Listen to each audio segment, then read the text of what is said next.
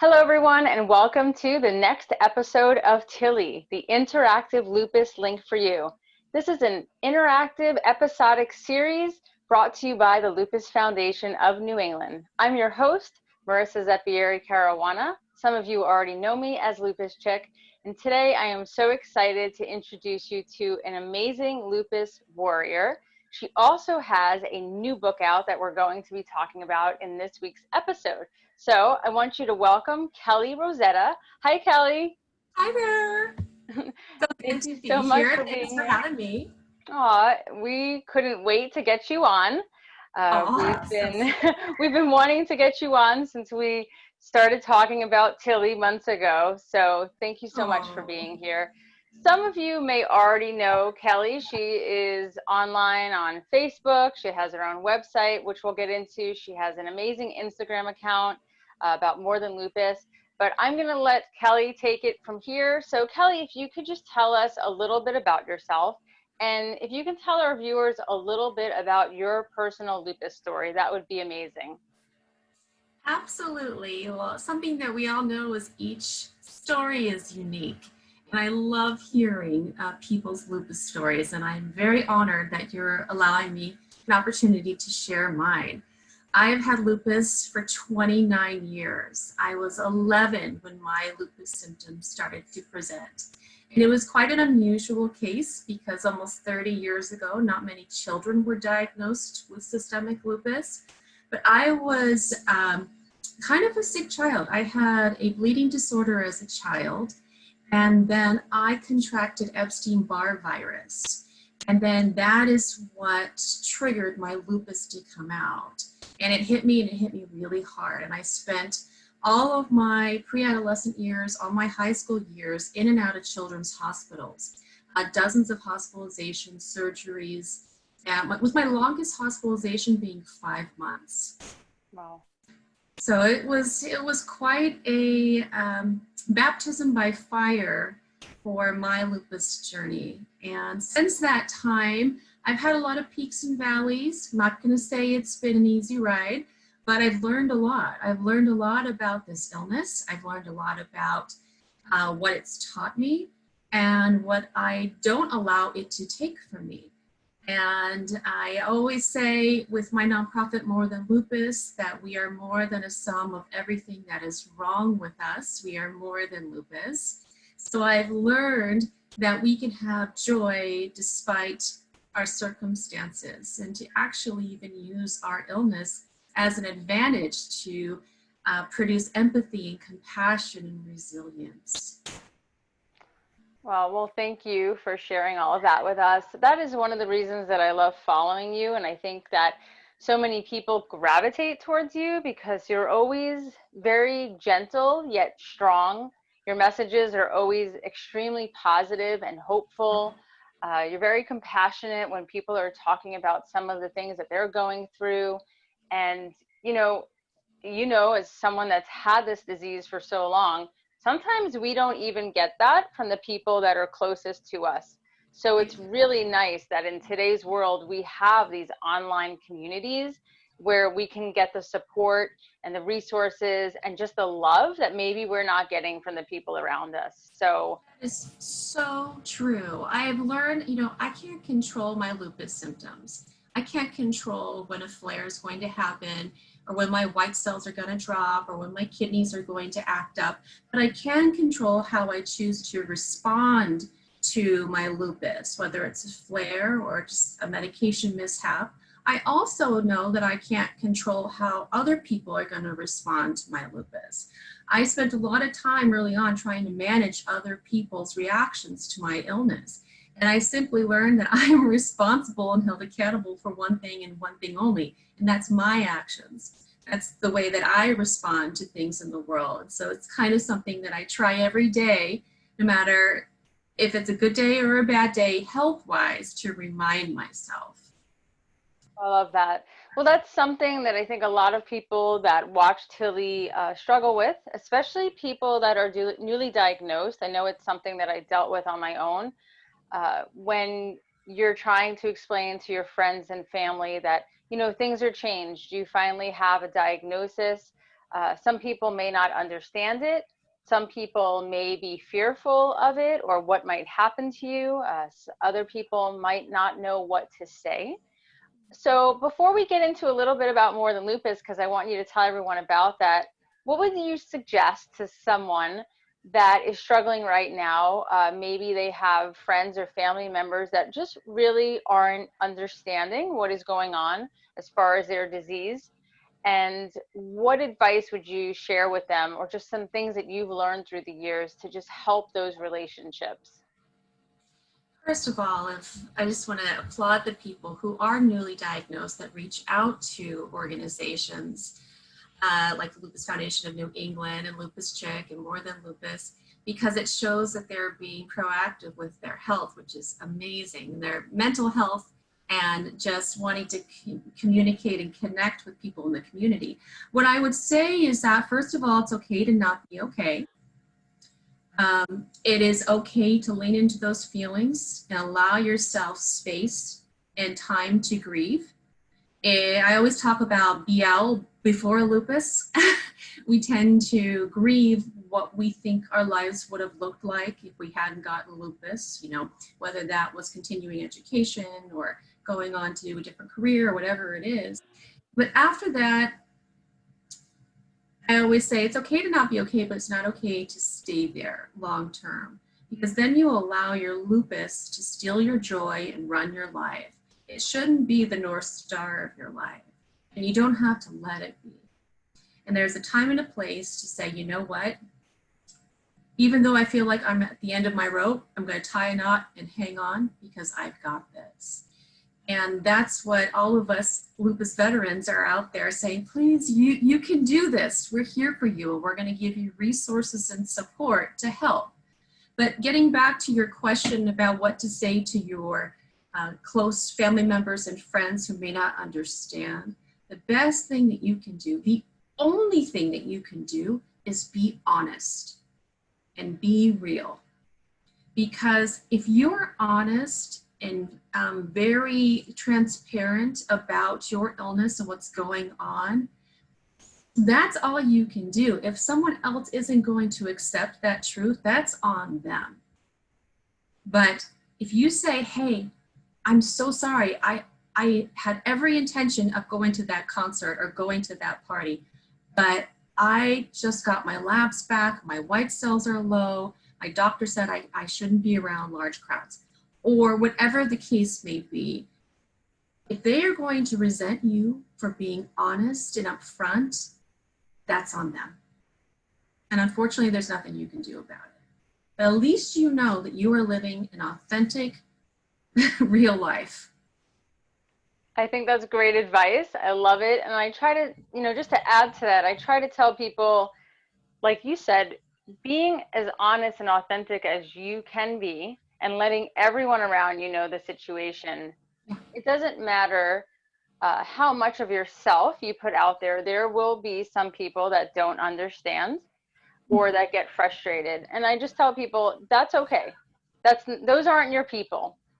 But the great thing is there's so many other people out there that, like us, and just hundreds of thousands of lupus warriors that get it, right? So there are other people there. They may not live near you.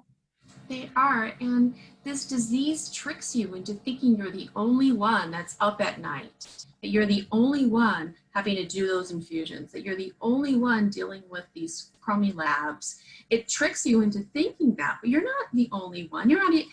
You have people not just in the US, you have people probably in your own town that go to your own doctor that have lupus. There are so many people around, and just that feeling of knowing that you are not alone, that yes, this is hard, but there are people that have gone before you. There are people that can walk on both sides of you.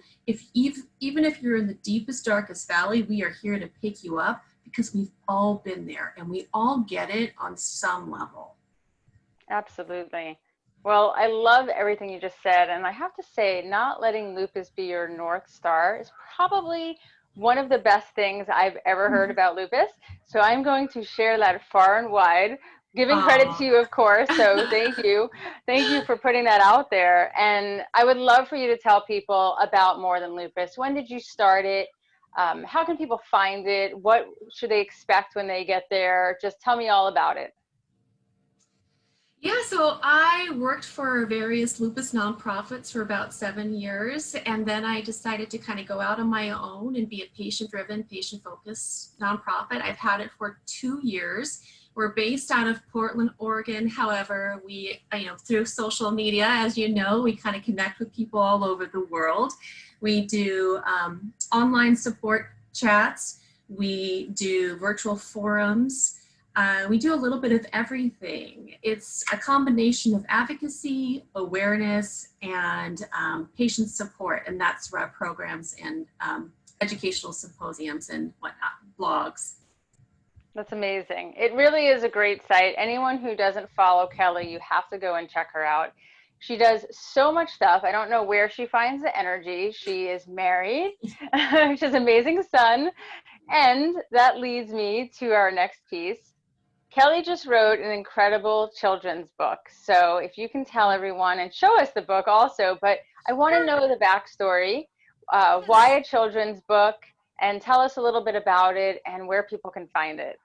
Yes, well, thank you so much for letting me talk about it. I'm so thrilled that this all has finally come to fruition. So I have a now 6-year-old little boy named Luca. And about a year ago, he was really picking up on my lupus. And we were starting to have conversations. And one day he flat out asked me, why do you need to rest? Why can't you be outside? And I had to say, because I have lupus and it makes me really tired. And then he asked me, well, what's lupus?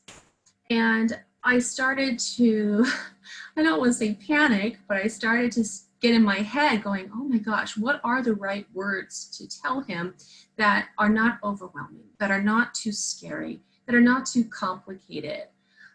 How do I present the right amount of information but not burden him? So through this process of thinking about this, I thought, I need to get a book. To all of us parents, we're always looking for the perfect book. And so I went, I'm gonna go online and I'm gonna search for the perfect book to talk to my son about my lupus journey. And so I searched and I Googled and I searched some more, and there was nothing really out there. So then I started thinking, well, if I'm looking, I'm sure other people are. I'm sure there are aunties and uncles and godparents and significant others who are in the same place that I'm in, looking for something to explain this to their little loved ones in their life. So being the person that I am, the problem solver, I went, okay, if there's no book out there, then I guess I just write one myself. So that's what I did. And here it is. Yeah, it's just it's a little book, but it's a book to help children understand a loved one's life with lupus in a way that's easy for them to follow and very sensitive to their big feelings. And it tells the story of 2 young siblings, Olivia and Jack, and their thought process as they cope with their mommy's sudden lupus symptoms. It really focuses on the butterfly rash, how it talks about fatigue, and it also talks about other symptoms.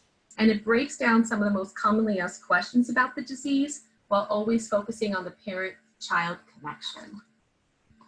And I wanted to make sure this was a family of color because I believe people of color aren't spotlighted enough in the lupus community. As you know, 2/3 of people are color. And I wanted to make sure that the images were soft. I thought about everything from the colors to the family members themselves. These are beautiful illustrations. I love them. I'll show you my favorite page. And it was reviewed by a child psychologist. This is a sweet little picture. I love that. You really did an amazing job on it. I know you say it's a little book, but this is maybe a little book with a massive message, and it's so important. I know so many lupus warriors that have children, and eventually children ask, a lot of questions. So this is the perfect gift for them. And there's commonly asked questions in the back, and there's even example responses That's that terrific. you can build on or change, but it just kind of gives you a place to start. But something that I was thinking about and that I've dealt with as well is that we think we have to be perfect for our children, that we can't talk about anything that we're struggling with because it's going to make them doubt that we are there for them and doubt that we can provide for them. But that's really not the case. And it can do more damage because if we don't tell them the truth, they're going to come up with their crazy wild imaginations, something grander and bigger and scarier than it actually is. So I always say, people and our children as well don't admire us for being perfect. They admire us for how we shine through our imperfections. And we teach our children strength and resilience and empathy by telling them, look, this is what mommy goes through, but guess what? It's made me really strong. So those responses are great. I love that you put them in there. And again, I think that this is going to help so many people, not just lupus moms, but lupus dads, and like you said, grandparents and aunts and siblings. You really just thought it out. The illustrations are beautiful. And I agree with you. I think that people of color and different races are really not um, out there, or at least given the opportunity to be as much in the lupus community as others. So I love that you actually really thought about that and made light of that in the book. So I think that's great. I know that people here are going to be excited about getting their hands on the book. So tell us where they can actually purchase this. It is available through Amazon and smile.amazon.com. And the great part is that every dollar goes back to the lupus community. I love that. Well, before we sign off, I just want to thank you again for being here. And I want to leave you with one more question before we say goodbye to everyone. What do you think is the biggest challenge for lupus patients today? And what would you say to encourage them through this challenge? Could be anything. Mm-hmm. Like, what's something that you hear often from people in your community that they're struggling with? I think, okay, I'll try not to go on a big, long tangent here. Oh, you're fine. I think the biggest challenge is, particularly in the beginning, is identifying as a sick person. One thing that I tend to say a lot is that I'm not a sick person. I'm a person managing an illness. Because when our identity is in our lupus, we tend to allow it to be all-consuming. That our life is our doctor's appointments and our labs and our infusions and our surgeries and our hospitalizations. But that is just one part of us. Lupus is, yeah, it is. It's a part of me. It's been a part of me most of my life. I cannot even remember how I felt before having lupus. It's been that long. But it's woven into the tapestry of my life. And there are so many other colors. There's so many other textures and layers to who I am. So I encourage people, if maybe someone who's watching today who's newly diagnosed and they feel like, now I'm officially wearing sick person clothes. You don't have to think about it that way. Everyone has their lupus. It sounds weird to say, but everyone has something that they're going through. Whether it is a past trauma, whether it is cancer, whether it is abuse, whether it is depression, whether it is any other chronic illness, everyone has their lupus. Everyone is going through something. And we can either choose to be identified through that, or we can choose to realize that that is a part of me, but I'm more than lupus. You're such a ray of light. This is why I love following you, and I love I getting the hope that made opportunity to chat sense. with I you. don't know. Absolutely. You have so many words of wisdom, and I think that that's what's so important, especially for people that are newly diagnosed, or maybe they've had it, like us, 20, 30 Right. years, Right. and, it's can be overwhelming after a Mhm. while. Yeah. I don't know about you. There are days that, I tell my husband, if I could just have a week where I didn't even hear the word lupus, Yes. right? Yes. I said that just a few days ago. I'm like, don't say anything. Don't say the word lupus today, okay? I don't Yeah. want to hear it. Right. We don't want it on top of us all the time Right. because like you said, there are still so many other parts of our life. And that's Right. really what we try to stress, I think, through all of our lupus social media, between me, you, Lupus Foundation of New England. You know, this is just a piece of us. It doesn't Mhm. take away our purpose. It doesn't take away the plan for our life. We can still Right. accomplish our goals. They might take a little bit longer than they did in the past, but there's still something that we can accomplish and we can still enjoy our life. That's what I Right. try to stress to people. And I love that you do as well. And that's why I want people to get to know you and absolutely follow you if they don't Oh, already. thank you.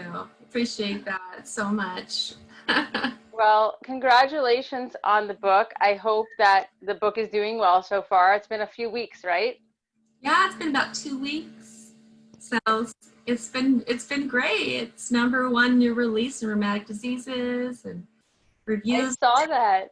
come in. Yeah, it's you don't get to see who orders the books, but you do get to read these really fun reviews. So that's been really cool too. Well, congratulations, girl, on number one.